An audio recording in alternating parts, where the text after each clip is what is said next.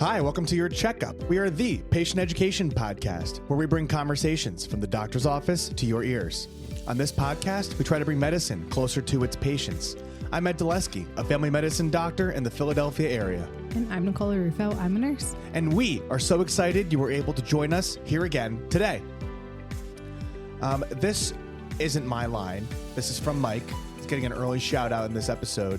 I don't know whether this came out of his own mind or he saw this somewhere, but it was certainly a bad week to be an alliterative celebrity. I feel like that came from his mind. I hope it did. And I hope he gets a kick that right from the jump, he's getting credit for this. Hulk Hogan passed away and Ozzy Osbourne passed away. That's what we have to say. Both are no longer with us. And that's what happened. Also, was it, one of the guys on the Cosby Show? Oh, I don't think he was an alliterative celebrity, though. He wasn't. So unfortunately for him, and honoring or remembering his name, it doesn't quite fit what we're trying to do here, as we really, at the end of the day, respect Mike's sense of humor. Mm-hmm. Yeah, it's a good one. It's a great one. So yeah, that's that to open up the show here. My second thing I have to talk about is the social contract you engage in when you sit in a spot at the beach. Yeah. Yeah. Let me set the scene for you. You go to the beach. It's a wide open area. It's during the week. You pick one spot and there's no one around you. The beach is miles long. Miles long, no one around. Miles long, miles wide. And there's no one around you whatsoever.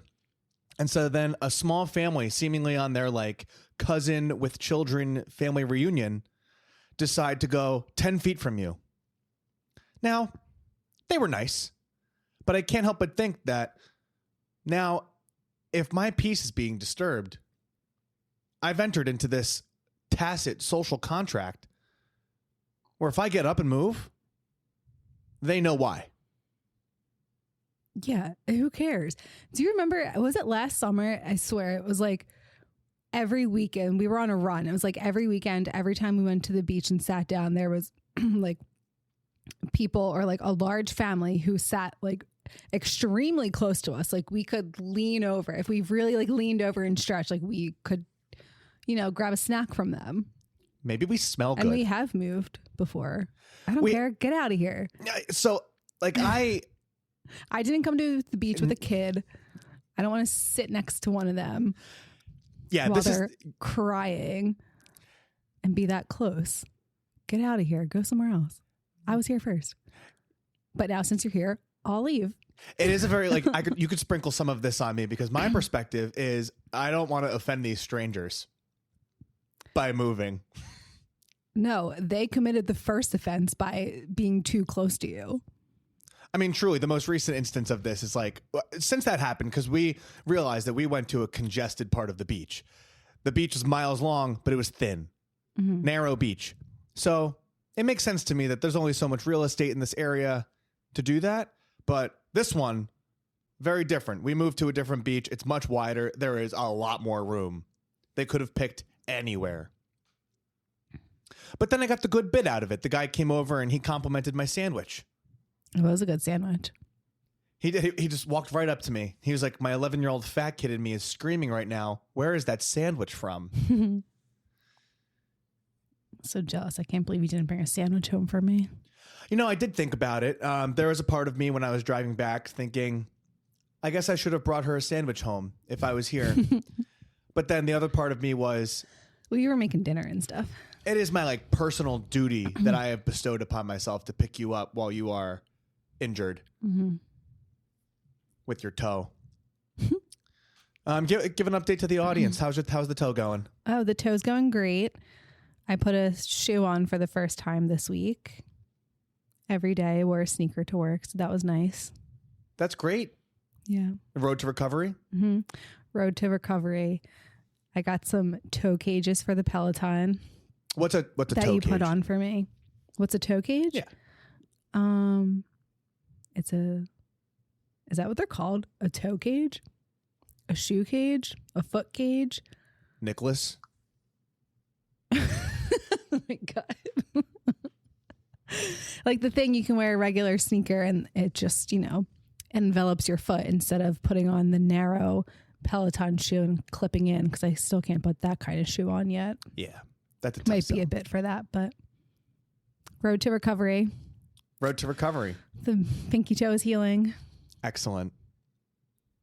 And then this all happened on the same day. We were walking back. We got back from the beach, or I got back from the beach, and wanted to go try like a balcony bar. And we get dressed up. We kind of like flip ourselves around real quick, and then we're crossing the street, and I see this guy. He's like an older gentleman, older than me, and a little disheveled looking maybe. Mm-hmm. And I walk up to him, and his backpack is like totally open. And I just like stand next to him. We make eye contact, and I'm like, "Sir, your backpack is open. I'm not sure if that's how you like it." He looks at me, give a 1 count, 2 count, 3 count. It's empty. Yeah, that's why you don't talk to anyone around here. We're not at the beach. It is so funny how like when we go to the beach or like are in the suburbs and we're like walking Ollie or whatever, and a random person walks by, the like hi that you get when you say hi to a stranger and they say hi back is so funny. Oh, me personally? Yeah. Oh my God. Yeah. Or like doing the wave when someone drives by. The wave with the drive-by is just, I have no idea who they are. They could be the worst person on the planet, but they gave me that wave.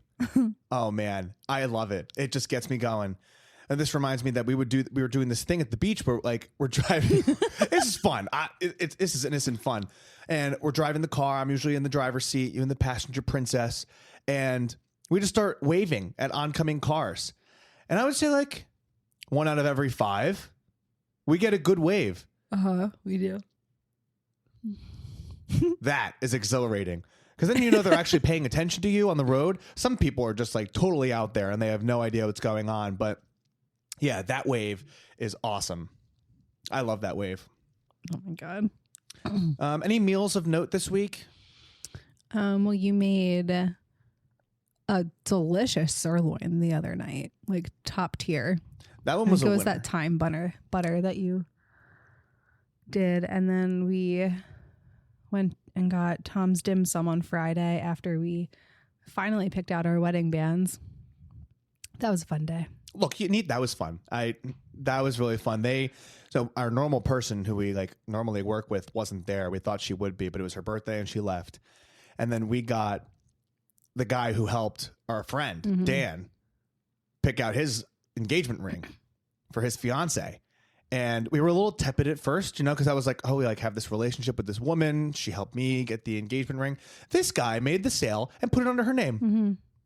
And he was so honest and he made it really fun. Yeah, that was really fun. We were in there for like almost 2 hours, maybe like an hour and a half. Yeah.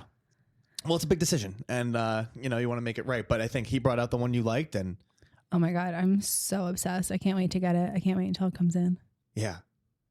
I mean, you've been looking at this video for like 30 times. I watch it like 20 times a day. I love that you love it so much. I mean, that is, because they were like hemming and hawing over like this style, that style, and they're all kind of similar and like felt okay about them. And like, obviously they're all beautiful, but he brought out that one and that was it. You just knew. Yeah. Big winner. Big winner. And then Tom's Dim Sum, which they had some updates.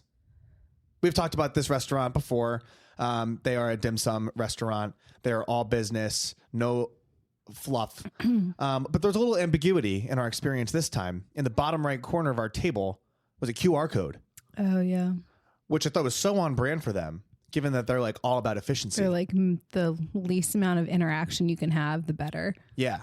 I love that. But they still came over. Yeah. But it was great. I love their crab rangoon. We love their cold noodle. The cold noodle is delicious. I miss that place. We hadn't been there because like I couldn't walk there. So it was also like celebratory because I could finally walk to Tom's Dim Sum. Yeah. Which is like not the closest. I mean, easily walkable. Sure, but like, but I think it's over a mile. Yeah.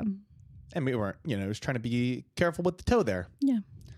Speaking of toes, when you were Speaking of toes. Well, I don't know if we're going to, if we dump right into it as a transition point, but, Oh, I see. I see the segue. You see the segue going for, or do you want to talk about Amy Bradley? Oh, how long has it been? It's been about 10 minutes. Oh, that's it? Yeah. Yeah, we can talk about Amy Bradley. Where do we start? I mean, the biggest like criminal offense in that documentary was that her parents named her brother Brad Bradley.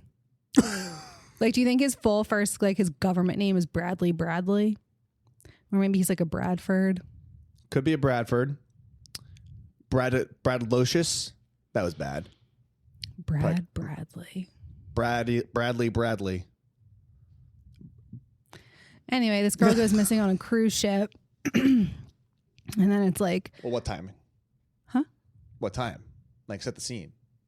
What time? I don't know. It was like early in the morning. No, like, it didn't happen yesterday. Oh, it was like, I don't know, early 2000s, right? Late 90s. Oh, late 90s? Yeah. Yeah, she was missing on a cruise ship, and then it's like, did she jump? Did she fall? Did someone take her? And then, yeah, it was like spooky kind of, and like weird, and like it was spooky. like I love like a murder documentary. I love a scary movie. I don't get like spooked and like freaked out, but we like watched the whole thing. I think it was like 3 episodes. We watched the whole thing. Stayed up kind of late watching it, and then after I was like, we need to like put something funny on because I'm gonna have weird dreams now. We put on Modern Family for a couple minutes. Yeah, very eerie. It was eerie because this entire like her parents are still looking actively, and this like documentary comes out and like drums up a whole bunch of interest, and it's very compelling. Like they bring in a lot of supposed eyewitnesses who claim to have seen her. And, you know, there are some nefarious accusations about things that may have happened. So, you know, if you're into that sort of thing, it's on Netflix. Yeah. Another reason to not go on a cruise. Yeah. In the last like month and a half, we've been very like down, arrow pointing down on the cruises. Yeah. I mean, my arrow, I think, has always been down, but that's just a personal preference. To each their own. But yeah, arrow continues to point down. There's like no law. It's a lawless land in the middle of the ocean. In the international waters. Yeah. And which impaired their ability to like really go looking for her a lot. And then I guess at one point they had maybe some sort of like evidence or like, what do they call it? Reasonable cause or whatever. That's not it. Shadow of a doubt? Or is that just a colloquial thing? No, that's a colloquial thing. They, I guess, like otherwise, like would have had a reason to go get the guitar player or like Yellow. Take him in, like whatever, but they like couldn't because he was like in another country and blah, blah, blah. Yeah. Oof. Spooky stuff. Yeah. Don't love it. And as we kind of talked about here, Modern Family has become a really nice comfort show. These guys are so funny. Yeah. I don't know if we talked about this. We may have. You are Phil Dunphy. Like, unironically, you, like, I swear, every episode there's like something that happens, and I'm like, I'm either like watching my life or I'm watching my future, and like, I love it. It's great. What a terrific show. We're only on season 1. You know, yeah. that'll be, I think, good downloadable content for our 30 hours of travel to our honeymoon. Oh, totally. I mean, we're going to need a lot, and we need like chargers. Well, that's what I also like. I feel like we need to save up some stuff. Like, we're really excited about the Biggest Loser documentary. That'll kill an hour or so on the plane, you know?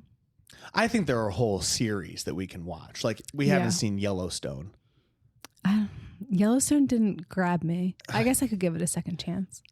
In part, I feel like it's like the first 100 pages of a book. Like, if you push through, you might really... Our intern just hopped up on the couch just because I love when he's on the couch. He's so cute. He's so cute. I can't tell if the wet spots are like his pee or his drool. It's from licking. That's so cute. He like licks the couch. No, I think it's from licking his paws. It was a little itchy paws. Yeah. Let me take him back to the vet to see. I don't know if that Zyrtec is helping him a ton anymore. Anyway. Well, it's not Zyrtec or itching dog paws that we're talking about today. What are we talking about today, Nick? Today we're talking about a classic rivalry, maybe, perhaps. Ooh, the pharma rivalry. The good old Tylenol or Advil, or Tylenol and NSAIDs. Which is better? Which is better? Which is for you? At the end of the day, that, of course, we'll always say that becomes a question between you and your doctor. But everything we talk about today is from top tier sources like the American Academy of Orthopedic Surgeons, American College of Sports Medicine, Cochrane Reviews, New England Journal of Medicine, and the American Journal of Managed Care is where we got all this information to help with this breakdown today. All right, so these are both two really common medicines that are used like all the time by people. They're also both over the counter, which also sets the stage for a decision to be made for people. And my hope with this episode is that we kind of make it a little more clear for people how to make that decision. Yeah. Yeah. Can you take us at the beginning here? So what exactly are these medicines in their most basic form? Well, Tylenol is also called acetaminophen, and that works on like fevers and pain, but not pain that comes from inflammation. And then NSAIDs are what would be ibuprofen, naproxen, and aspirin, and they help with pain, fever, and like swelling and inflammation. Yeah, the breakdown of these is actually really interesting. In med school is one of the first lectures that we got where the acetaminophen works in the brain, and it's like someone's perception of pain is what it's working on, and really great for that, as well as the fever. So that was, really interesting things. And then the NSAIDs actually get at the specific, there is like a breakdown.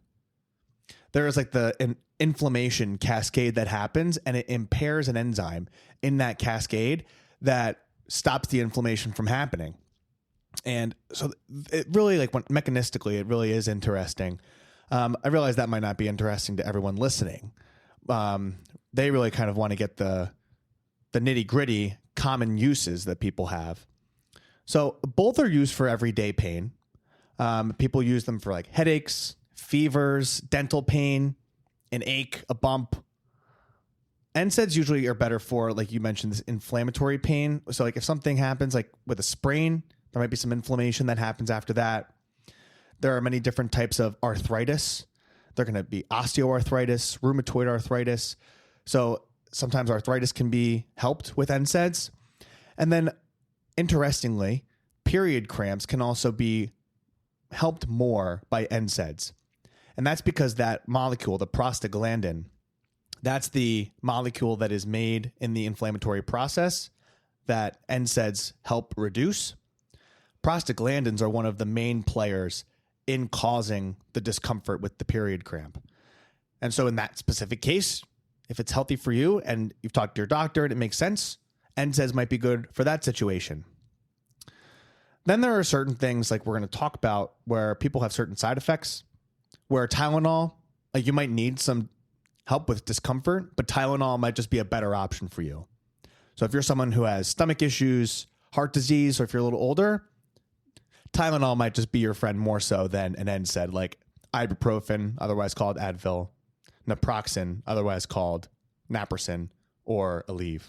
So now that we've talked a little bit about how they work and sort of like what they kind of narrow down into, what are the side effects of each and the safety? So what are some risks associated with Tylenol? We will be right back. Hello, Adam here from the Diabetes Dialogues podcast. In Season 2, we're discussing all things type 2 diabetes, from diagnosis to the future. We've got some fantastic guest lineup ready to share their expertise and experience. These episodes will challenge your thinking and develop your clinical expertise. Subscribe now and be the first to listen. This podcast has been created and fully funded by Dexcom UK and Ireland and is intended for healthcare professionals practicing within the United Kingdom and Ireland. So Tylenol is pretty safe if it's taken in the recommended doses, but in really high doses or in an overdose, it can cause liver damage. And then in rare cases, it can cause a severe skin reaction. Yeah, I would say, a lot of people end up thinking like if they have liver disease, it's a important conversation to have with your doctor about how much, if any, Tylenol is safe for you. The top end recommended dose for someone who doesn't have any liver problems, and it's listed on the box, you can find this anywhere available online, is 4,000 milligrams a day. And so one Tylenol tablet could be, a regular one could be 325 milligrams. Another could be branded as 500 milligrams. I've also seen 625. I've seen prescriptions written for 1,000 milligrams of Tylenol every 8 hours or so. And so the level of that is really between you and your doctor or what you see available over the counter, since you can go to the pharmacy and buy this. But the point is just don't use too much and just be safe, because there is an upper limit. You can hurt yourself. Acetaminophen toxicity is something that takes people to the hospital. People do sometimes get admitted to the intensive care unit for this. Like, it is not an uncommon thing. So, when you have important tools like this just available in the pharmacy and you're going to choose to do it yourself, just be careful. Is really the end of the day. And I'll take this next one. The Tylenol risks we covered, but the NSAID risks are a little bit wider and there are a few more of them. So long-term consistent use can cause stomach ulcers. It can kind of just sit in the stomach lining and it can cause issues right there. So that is something to be aware of. It can increase the risk of GI bleeding. And so I'm more so thinking about aspirin in this situation. Aspirin is considered an NSAID, and it's a very important one. It's used widely for a lot of different characteristics. Like, it used to be used, like everyone used to take it once a day for prevention of heart attack and stroke. And now people have come back on that recommendation quite a bit. Or if people have had a heart attack or a stroke, they use it to prevent another one. And that's something called secondary prevention. But it's a powerful medicine, even though it's kind of available everywhere and you can get your hands on it. And it can cause people to bleed more. And not uncommonly, you see people who have fallen and they hit their head and they're on aspirin, and that leads to some bad things. Or they're having some GI bleeding. So like maybe they're pooping blood and they're on aspirin. It's something to think about. So it's important. It is a side effect that does happen, albeit not to everyone, but it's something to think about. I've had a long time, now good friend, old patient of mine who, we were just working on his hypertension diagnosis, and, we were going through the litany of things and figuring out, like, it took a couple visits about like why he had such high blood pressure. And turns out he had hurt some part of his hand. Maybe it was his thumb or his wrist. And he was taking a lot of Advil every day, or maybe naproxen. He was taking it all day to try to get through the discomfort. And it turns out that was why his blood pressure was elevated. And so this is a side effect that can happen if you use it too much, too often. It can worsen kidney function. And like we said before, slightly worsen bleeding risk, especially if it's combined with other blood thinners. Things like the names of Eliquis, Xarelto. Really just be careful if you're going to start combining these medicines. Ask your doctor if it's okay, or if you have an ache or a pain, if it's safe for you, maybe you just think about taking Tylenol. So there are some key differences between these. We're trying to keep this episode as much of a like pitting one against the other. So Nikki, why don't you take us through some of the key differences between these two medicines at the end of the day? Okay. Well, not a difference, but they both reduce pain and fever. A difference for Tylenol is that that's better for any kind of, not any kind of, but, stomach issues and then heart and kidney issues. Tylenol would be better over an NSAID, and then an NSAID would be better for if you are having any kind of swelling or inflammation. The liver risk is very rare in NSAIDs and can happen with Tylenol at high doses. Yeah, I think that's just something to be careful of. And so at the end of the day, when you're going back and forth thinking which one should you choose, I would invite you to think about your medical history. Do you have any liver problems that are underlying? Have you been told you have kidney problems? Do you know you have heart problems or GI problems? That information will help inform one way or the other which medicine might be better for you. Think about the type of pain you have. Is it about swelling or is it not? Think about how old you are. Think about your age. I'm thinking that Tylenol is often safer than any of the NSAIDs in that class of people as a broad sweeping generalization. And think about other medications that you could be on. Think about blood thinners or other things that interact with the kidney, like potentially a diuretic. Sometimes with NSAIDs, you can take them with food as a useful tip to kind of avoid the stomach problems. Always read the labels to follow the dosing instructions that are given. So after today's episode, if you ever stopped in a pharmacy aisle wondering which bottle to grab, we hope that this episode helped you. And if you've got friends or family who take these every day, you can send them this episode so they can learn a little bit more about what they're putting into their body. Are you a Tylenol or Advil guy? Well, so now they're making... I'm a both. I'm a both guy, and I don't know if I would formally tell someone else to do this. I haven't had any of the side effects happen from Advil or naproxen, and so I feel that can help. Given that their side effect profiles are so different, sometimes I will alternate. Or take one over the other. It's a pretty non-committal answer. What about you? Well, I think I've both now, but for a long time I was like strictly an Advil girly. Really? I don't know why. Headaches is one that they really are commonly used for. Yeah, I think that's why, because I just, take it for my daily headaches. Thank you for coming back to another episode of Your Checkup. Hopefully, you were able to learn something for yourself, a loved one, or a neighbor. Share this episode with someone if you feel like you learned something today. And most importantly, stay healthy, my friends. Until next time, I'm Ed Dulesky. I'm Nicole Rufo. Thank you, and goodbye. Bye. This information may provide a brief overview of diagnosis, treatment, and medications. It's not exhaustive and is a tool to help you understand potential options about your health. It doesn't cover all details about conditions, treatments, or medications for a specific person. This is not medical advice or an attempt to substitute medical advice. You should contact a healthcare provider for personalized guidance based on your unique circumstances. We explicitly disclaim any liability relating to the information given or its use. This content doesn't endorse any treatments or medications for a specific patient. Always talk to your healthcare provider for complete information tailored to you. In short, I'm not your doctor. I am not your nurse. And make sure you go get your own checkup with your own personal doctor.